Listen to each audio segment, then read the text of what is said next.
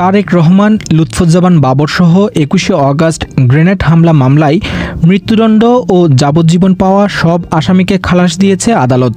সেই সাথে এর আগে বিচারিক আদালতের দেয়া রায় এবং মামলার অভিযোগপত্রকেও অবৈধ ঘোষণা করেছে হাইকোর্ট।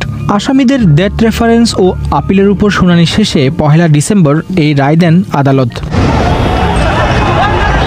২০০৪ সালের ২১শে অগাস্টে ঢাকায় আওয়ামী লীগ সভানেত্রী শেখ হাসিনার সমাবেশে এক ভয়াবহ গ্রেনেড হামলা হয়, যাতে প্রাণ হারিয়েছিলেন ২৪ জন। যেই ঘটনা ২১শে অগাস্ট গ্রেনেড হামলা হিসেবে পরিচিত। ঘটনার দিন বিকেলে ঢাকায় বঙ্গবন্ধু এভিনিউতে আওয়ামী লীগের সমাবেশ হচ্ছিল। একটি ট্রাকের উপর তৈরি অস্থায়ী মঞ্চে সমাবেশের প্রায় শেষ পর্যায়ে বক্তব্য রাখছিলেন আওয়ামী লীগ সভানেত্রী শেখ হাসিনা। বক্তব্যের প্রায় শেষ পর্যায়ে প্রচণ্ড শব্দে বিস্ফোরণ হয়।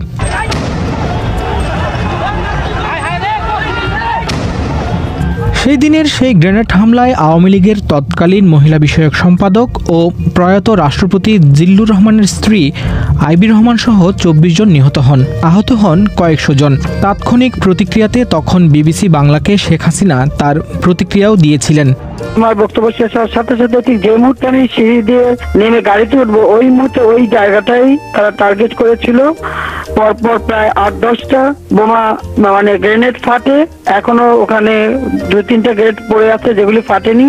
গ্রেনেড যখন চার্জ হচ্ছিল আমার উপরে আমার নেতা কর্মী সবাই আমাকে এমন ভাবে ঘিরে রেখেছিল, অনেকেই ইনজিওর্ড হয়েছে, তাদের রক্ত আমার কাপড়ে এখনো লেগে আছে। তবে আমি বোধহয় আমার কর্মীরা তার জীবন দিয়েই আমাকে বাঁচিয়েছে।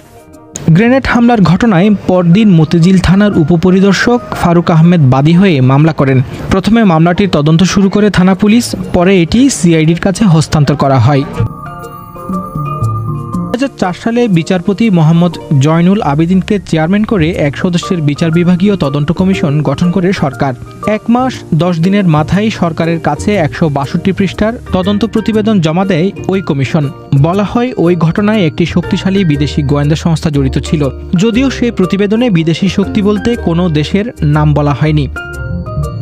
২১শে অগাস্ট গ্রেনেড হামলা মামলার তদন্তের এক আলোচিত অধ্যায় জজমিয়া। ২০০৫ সালে নোয়াখালীর সেনবাগের একটি চায়ের দোকান থেকে জজমিয়াকে আটক করা হয়। হামলার মামলায় তিনি স্বীকারোক্তিমূলক জবানবন্দি দিয়েছেন বলেও জানায় পুলিশ।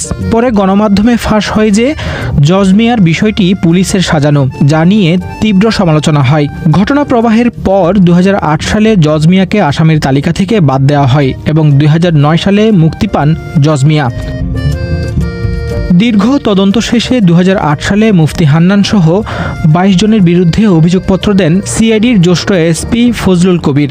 ২০০৯ সালে রাষ্ট্রপক্ষ মামলাটি অধিকতর তদন্তের আবেদন করলে ট্রাইব্যুনাল তা মঞ্জুর করেন। এরপর ২০১১ সালের ৩রা জুলাই বিএনপি নেতা তারেক রহমান সহ ৩০ জনের নাম উল্লেখ করে মোট ৫২ জনের নামে হত্যা ও বিস্ফোরক আইনে ২টি অভিযোগপত্র দেওয়া হয়। হামলার পর পৃথক ৩টি মামলা হয়েছিল। এর মধ্যে প্রথম ৭ বছরে তদন্ত কর্মকর্তা পরিবর্তন হয় মোট ৬ বার। ১৩ দফা সময় বাড়িয়ে ২০১১ সালের ৩রা জুলাই সম্পূরক অভিযোগপত্র জমা দেওয়ার মধ্য দিয়ে গ্রেনেড হামলার তদন্ত শেষ হয়। ২১শে অগাস্ট গ্রেনেড হামলায় তারেক রহমান সহ ৫২ জন আসামির বিরুদ্ধে বিচার কাজ শুরু হয় ২০১২ সালের ২৮শে মার্চ। আদালতে ৬১ জন সাক্ষীর জবানবন্দি নেওয়া হয়েছিল। আলোচিত এই মামলায় ৫১১ জন সাক্ষীর মধ্যে ২২৫ জনের সাক্ষ্য গ্রহণ করা হয়। ১৪ বছর ১ মাস ২০ দিন পর চাঞ্চল্যকর এই মামলার রায় ঘোষণা করা হয়। রায়ে সাবেক স্বরাষ্ট্র প্রতিমন্ত্রী লুৎফুজ্জামান বাবর সহ ১৯ জনের মৃত্যুদণ্ড দেওয়া হয়। এছাড়া বিএনপির ভারপ্রাপ্ত চেয়ারম্যান তারেক রহমান সহ ১৯ জনের যাবজ্জীবন এবং ১১ জনের বিভিন্ন মেয়াদের কারাদণ্ড ও অর্থদণ্ডের আদেশ দেন আদালত। মৃত্যুদণ্ড অনুমোদনের জন্য ২০১৮ সালে এটি হাইকোর্টে ডেথ রেফারেন্স মামলা হিসেবে নথিভুক্ত করা হয়। এদিকে ২০২৪ সালের ১৯শে নভেম্বর আদালত আসামিদের ডেথ রেফারেন্স ও আপিলের উপর শুনানি গ্রহণ শেষ করেন। ১ ডিসেম্বর বহুল আলোচিত ২১শে অগাস্ট গ্রেনেড হামলার ঘটনায় হত্যা ও বিস্ফোরক দ্রব্য আইনের মামলায় মৃত্যুদণ্ড ও যাবজ্জীবন পাওয়া সব আসামিকে খালাস দিয়েছে হাইকোর্ট। সেই সাথে এর বিচারিক আদালতের দেয়া রায় এবং মামলার অভিযোগপত্রকে অবৈধ বলে ঘোষণা করেছেন হাইকোর্ট।